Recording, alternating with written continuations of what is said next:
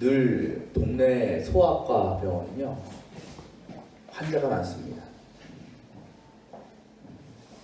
특히 저희 아이가 가는 소아과는요 좀 유명해요, 지역에서. 그래서 저기 방이동에서도 오고 삼전동에서도 오고 가락동에서도 와요. 그러다 보니까 늘 사람이 많아요. 특히 환절기나 이렇게 때가 되면 보통 8시 반에 열거든요. 진료 시작하는데 8시간에 가도 이미 대기가 30-40명이에요. 왜냐면 8시부터는 이제 문을 열고 그때부터 받거든요, 점수를. 진료는 8시 반부터. 그러니까 무작정 기다릴 수밖에 없는 거죠. 근데 요즘 세상이 좋아져가지고 그런 게 생겼어요. 병원에 접수를 하는데 앱으로 하는 거야, 스마트폰으로. 스마트폰 앱 중에 내가 아는 병원을 지정해놓고 집에서 접수하는 거예요. 그래서 그렇게 접수를 하게 되면 지금 대기 인원이 몇 명인지 확인할 수가 있어요. 얼마나 줄은 내 차례까지 몇 번째가 남았는지를 확인할 수 있는 거예요. 근데 집에 있다가 대충 대기 인원이 어느 정도 줄었다 싶으면 시간 맞춰가지고 가면 그렇게 기다리지 않고 할 수 있는 거죠.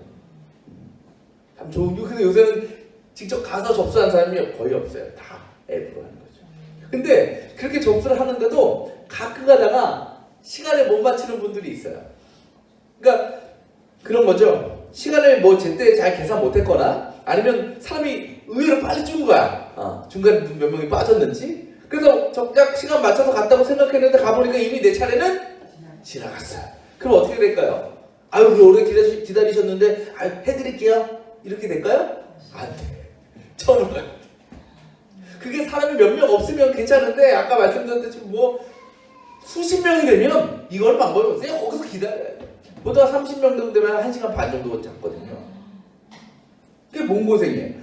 이분 얼마나 또 다른 사람도 얼마나 부지런하게 접수했겠어요. 스마트폰으로. 또 시간 맞춰서 또 열심히 병원 갔지 않겠습니까? 근데 이미 수도가 지나서 치료 못 받아. 아이를 치료 못해. 억울할까 안 억울할까? 억울하지. 또 그런 마음 들 것 같아. 괜히 자기가 빠지게 되면 또 다른 사람이 먼저 들어가잖아. 그럼 또 이제 그거에 또 기분이 나쁜 거야. 또 그런 마음이 든다니까요. 우리가 화가 나요. 근데 우리가 이 세상의 마지막 날에 우리가 이 사람처럼 주님이 오셨는데 우리가 주님을 제때 만나지 못하고 하나님 나라에 들어갈 수 없게 된다면 어떨까 하는 거예요. 하나만한 걱정이죠. 왜? 우리는 이미 믿음으로 구원받은 사람들이니까. 그러니까 우리는 그렇게 생각해요. 이미 비교를 하자면 하나님 나라에 들어갈 수 있는 접수를 다 마친 거라고 생각합니다. 그래서 이 세상에서 잘 살다가 접수해놨으니까 마지막 때 하나님 나라에 자동으로 입장하면 된다라고 생각해요. 그렇게 믿고 우리가 살아가는 거 아니에요. 그런데 오늘 말씀은요, 그런 우리들에게 굉장히 큰 시험거리를 준다는 거예요. 우리가 지난주 말씀에 이어지는 말씀인데요. 세례 요한이 광야에서 사람들에게 이 땅에 오시는 예수님에 대해서, 메시아에 대해 선포하면서 뭘 강조했죠? 회개를 강조했죠. 회개의 세례를 받아야 된다고 얘기했습니다. 그리고 그가 전하는 메시지를 듣고 수많은 사람들이 세례 요한을 찾아와서 세례를 받았습니다. 세례 요한으로서는 감사해요, 안 감사해요?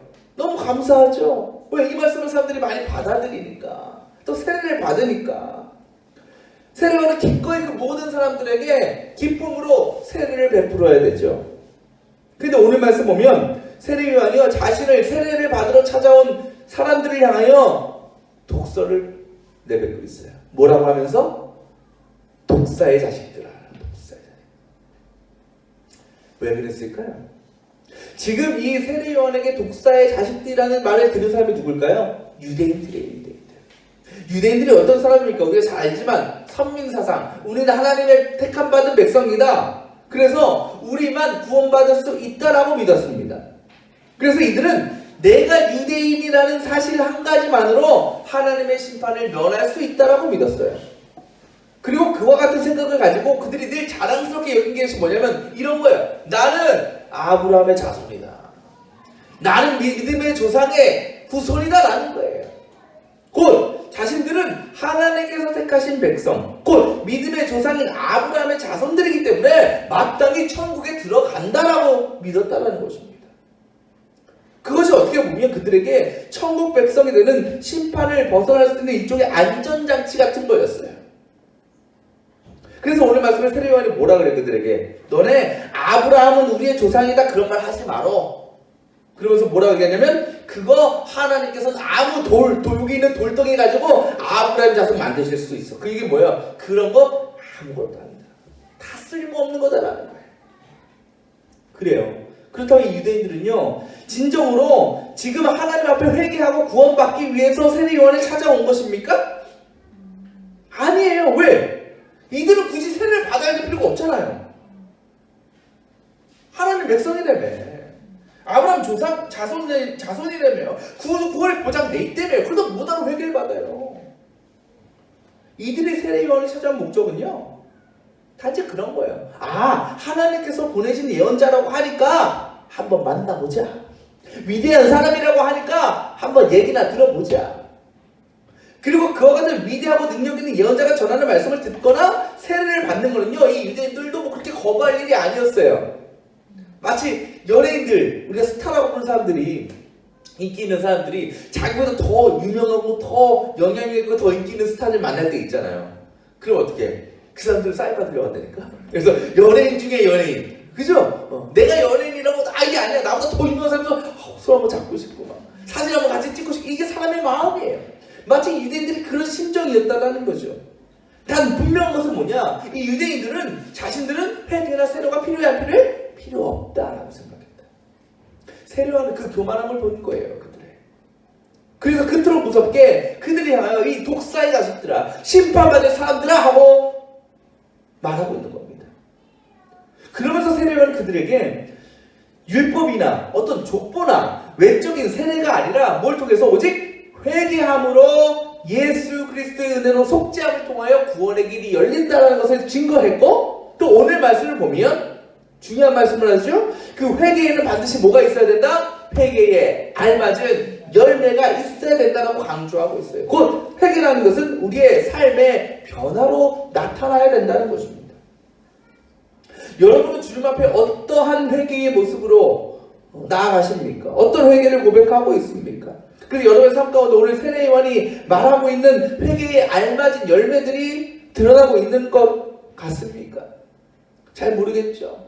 내가 정말 참된 회개로 나아갔는지, 그리고 그 회개를 통한 열매가 거둬주고 있는지, 오늘 우리는 세례요한이 전하는 말씀을 잘 듣고 한번 스스로 돌아볼 필요가 있다는 거예요.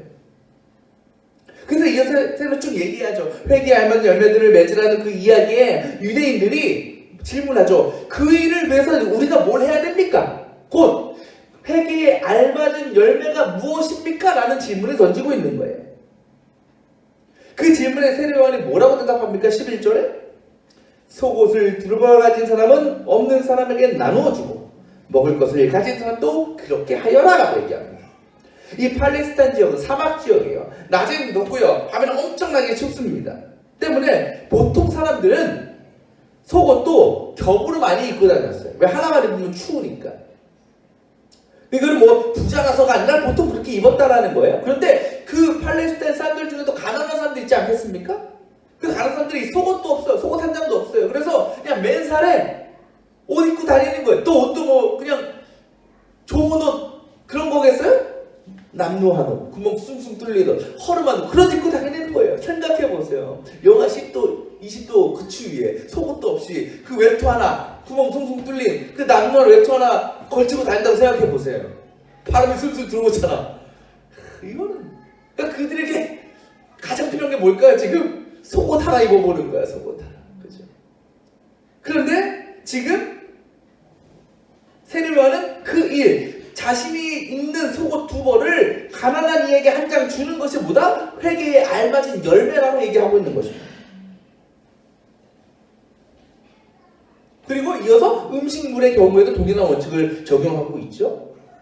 자, 그렇게 세례요한이 끝나자 마찬가지로 세례요한에게 세례를 받으러 온 어떤 무리가 등장합니까? 세리들이 등장하죠. 똑같은 질문을 던져요.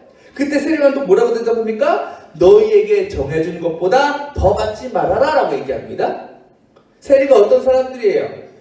로마에서 이제 로마 정부가 정해놓은 세금을 이제 주민들로부터 거두어들이는 사람이에요. 그런데 이 사람들이 그것만큼만 거두어들이면 참 좋은데 자신의 부를 더 축적하기 위해서 더 많은 세금을 매겨서 강제로 거두어들였어요. 곧 이 사람들은 자기 유익과 욕심을 위해서 동족의 등골을 휘게 만드는 등골 브레이커들이었어요. 그런 세리들에게 세리와는 뭐라고 얘기하냐면 너희들의 지위나 너희들의 권위를 남용하거나 너희의 사욕을 채우기 위해서 지나친 과세를 하지 말고 공정하고 정의롭게 그 일을 하라라고 얘기하는 거예요. 자, 세리와의 대화가 끝났습니다. 또 누가 등장해요? 이제는 군인들이 등장하죠. 군인들에게 똑같이 질문했습니다. 또 세리와는 뭐라고 대답해요? 14절에 아무에게도 협박하여 억지로 빼앗거나 거짓 고소를 하여 빼앗거나 속여서 빼앗지 말고 너희의 봉급으로 만족하게 여기라 라고요. 여기서 이 군인들은 로마의 군인들은 아니고 그냥 국내의 정세를 담당하는 유대인 군인들인데 이 군인들은요 업무상 자신의 위치를 이용해서 강압적으로 백성들의 돈을 강탈해서 자기의 주머니를 채운 일이 빈번했다고 해요. 그래서 세리와는 그런 군인들을 향해서 진정으로 회개한 군인은 뭐 해야 된다? 나라로부터 받는 봉급 외에 다른 악한 수단으로 너희의 재산을 채우려 해서는 안 된다라고 얘기하는 거예요. 그 세리와 지금 세 가지를 얘기했잖아요. 지금 세례 요한이 전한 회개에 알맞은 열매를요, 여러분 한 단어로 표현하면 뭐가 될까요? 한 단어 한 줄게 보면 따라합시다. 만족함. 만족함이에요. 누가 내 두 개의 속옷을 기꺼이 그 하나를 가난한 이들에게 나눠주겠습니까? 누가 자신의 정해진 수입보다 더 많은 것을 누리기 위해 다른 사람의 것을 빼앗는 일을 하지 않겠습니까? 지금 내가 가진 것에 만족하는 사람이라는 거예요. 그 만족이라는 것은 소유의 양이나 액수와는 관계가 없습니다. 그 만족은 그저 내가 지금 처한 상황과 환경, 내가 가진 것으로 그냥 만족하는 거예요. 그것으로 인한 거예요.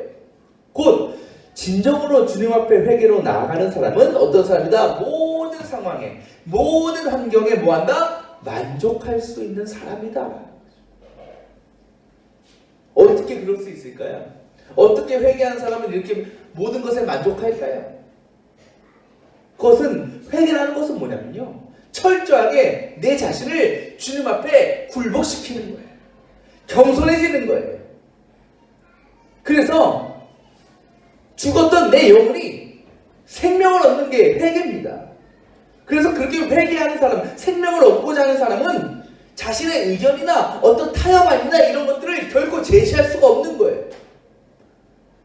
여러분 골목식당 보세요? 보시죠? 골목식당 이번에 포방터 식당이라는 곳을 이제 했는데 거기에 홍탁집 아들이 있어요. 홍탁집 아들. 이 사람은요 엄마하고 단둘이 홍탁집을 운영했어요. 근데 마른 사장이에요. 그런데 허건날 놀기만 하고 옛날엔 사고도 치고요. 그래서 어머니가 모든 걸 다 감당했어요. 근데 엄마가 이게 나이가 들고 점점 힘도 빠지고 그러는데도 이 아들이란 인간은 가게에는 관심도 없고 그냥 밖에만 나가 돌아다니고, 그러니까 가게가 잘 되겠습니까? 안 되죠. 망하기 일보 직전이에요. 그래서 그 가게 문제를 해결하기 위해서 백종원 씨가 이제 투입이 된 거예요. 근데 여러분 그 가게를 해결하기 위해서 백종원 씨가 가장 먼저 한 일이 뭘까요?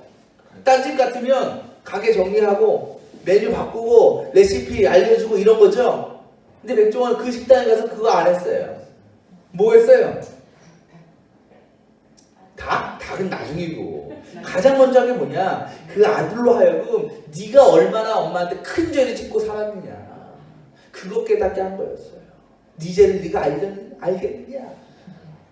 그러니까 그 어머니 앞에서 그 아들이 너 진짜 죄인이었어, 너 진짜 나쁜 놈이야, 그거 깨달아야 돼, 그거 알려준 거예요 백종원 씨가. 결국 그는 깨달았죠. 그래서 눈물로 용서를 구했고 내가 진짜 얼마나 엉망으로 살아왔는지를 비로소 그때 느낀 거예요. 이 사람 그전까지는 몰랐지. 그러니까 어머니와 이 가게에 닥친 문제가 온전히 자기 때문이라는 것을 뼈저리게 깨달았다는 겁니다. 그 아들의 진심 어린 눈물과 사과를 어머니는 기쁘게 받아주었고요. 그때부터 이제 본격적인 솔루션이 시작되는 거예요. 그리고 그 과정 가운데 우리가 방송을 봐서 알지만 여러 시행착오도 있고 또 실수도 있고 어려움도 있었습니다.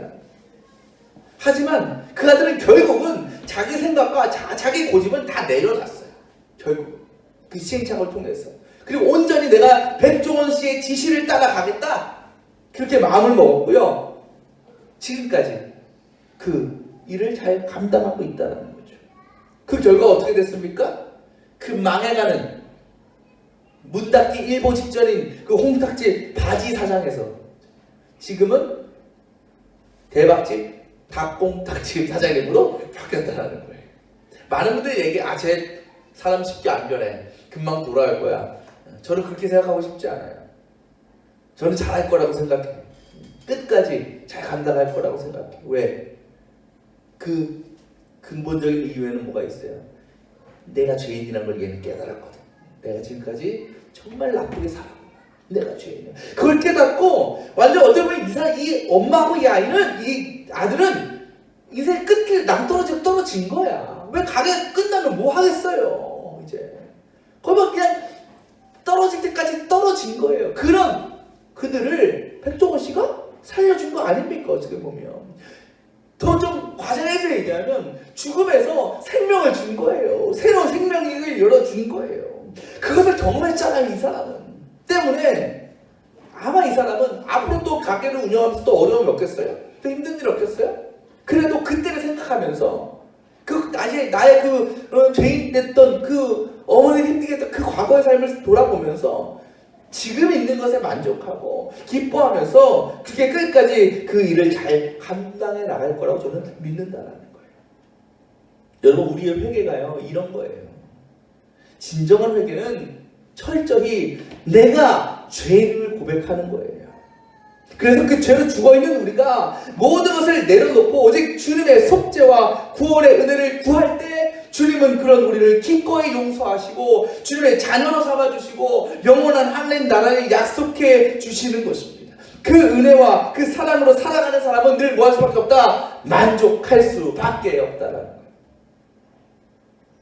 때문에 더 많은 것을 누리려고 다른 사람들의 것을 빼앗지 않는 거예요.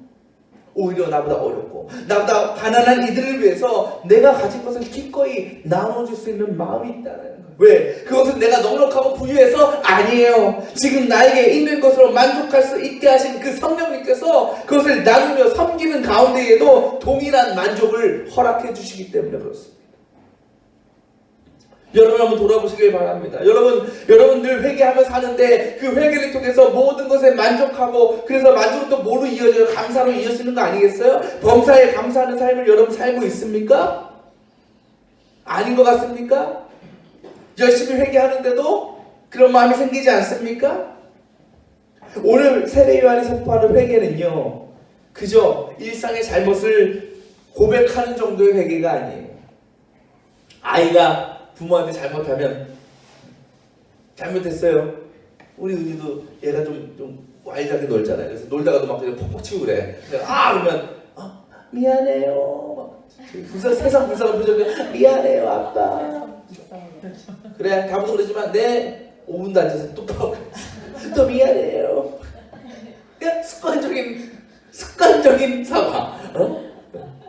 꼭 금방 잊어버리는 그런 회개가 아니라는 거예요. 우리가 하는 회개는. 이 회개는요 그 주님의 십자가 앞에서 내 자신을 완전히 내려놓고 머리부터 발끝까지 죄인된 모습으로 나를 내어 맡기는 거예요.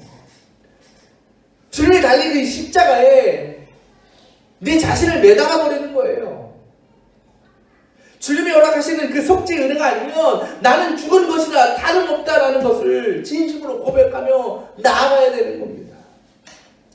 그렇게 간절함과 겸손함으로 주님 앞에 나아갈 때 주님은 십자가의 사랑과 부활의 능력으로 우리를 살려주시고 채워주시는 것입니다.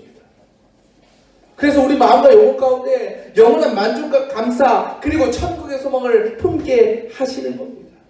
여러분 왜 나왔어요? 왜 예배하십니까? 우리 예배의 목적이 뭡니까? 이미 우리 구원받았다고 생각하면 못하고 예배드려요. 못하고 힘들게 나옵니까? 눈도 오고 추운데. 아니에요. 예배 자리는요, 저는 회개의 자리라고 생각합니다.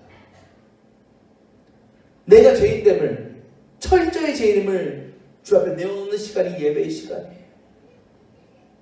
그래서 예배 가운데 그 십자가 앞에서 우리가 말씀을 통하여, 기도를 통하여 우리의 죄된 모습을, 이제 그것을 은혜로 채우시는, 우리를 다시 살리시는 그 주님의 은혜를 누리고 참된 만족을 가지고 돌아가는 것이 이 예배의 목적인 것입니다. 그 능력 가지고 한 주간 또 살아가는 거죠. 세례요한 오늘 말씀 마지막에 하나님께서 마지막 때에 뭘 구분한다 그래요? 하나는 알곡, 하나는 쭉정이를 구분한다 그래요. 그러면서 알곡은 곳간에 뭐겠습니까? 구원받게 하신다라는 거죠. 그리고 쭉정이는 꺼지지 않는 불, 뭐겠어요? 심판이죠. 꺼지지 않는 불에 태우실 거라고 하셨습니다. 여러분, 누가 알곡이고 누가 쭉정이인지 언제 결정날까요? 언제 결정날까요?